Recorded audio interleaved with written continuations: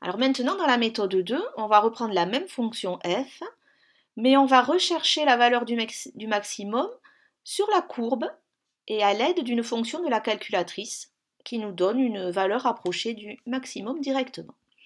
Donc je vais aller dans le menu graphe, qui pour moi est le menu 5. Alors, ma fonction est enregistrée déjà, c'est la même que tout à l'heure, moins x au carré plus 15x plus 36. Je vais régler les fenêtres de l'affichage parce que là, par exemple, si j'affiche ma courbe, vous voyez, je n'en vois qu'une partie et je ne vois pas tout. Donc il faut que je règle, je sors avec exit, et je règle la fenêtre. Je règle la fenêtre en faisant Shift F3 pour avoir Window, la fenêtre. Je veux donc que mon x, mes valeurs de x varient de 0 à 13.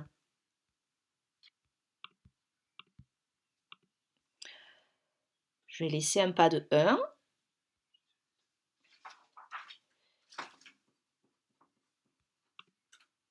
Exit, exit, j'affiche et je regarde ce qui se passe.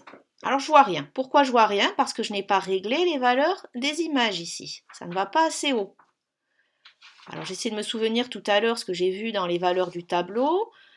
Ça monte jusqu'à plus de 90, donc je vais revenir dans mes réglages de fenêtre et je vais aller régler Ymin 0 et Ymax, on va aller jusqu'à 100 pour pouvoir tout voir. Exit, exit. Draw, j'affiche la courbe. Voilà. Donc mon maximum a l'air d'être par ici. Si je compte, je suis à peu près entre 7 et 8 unités. Je peux faire afficher avec trace les coordonnées des points, me déplacer et pouvoir conjecturer à peu près. Voilà, je vois que je suis autour de 7,5, 92,24 en image. C'est pas très précis, là je redescends, là je remonte, mais je peux conjecturer la valeur de mon maximum ici. Mais je peux faire mieux avec la calculatrice en utilisant Gsolve.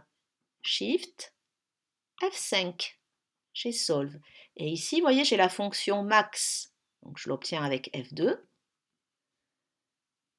Et la calculatrice me donne que quand x est égal à 7,5, y vaut 92,25 et c'est la valeur maximum de la fonction.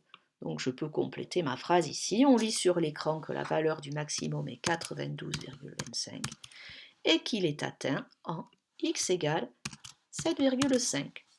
Voilà, donc cette méthode peut paraître plus directe que la première, mais attention, pour régler la taille de la fenêtre, c'était utile d'avoir eu les valeurs dans le tableau de tout à l'heure pour savoir jusqu'où je devais régler mes valeurs de y ici. Donc les deux méthodes se complètent bien. Et je n'oublie pas que la calculatrice me donne des valeurs approchées.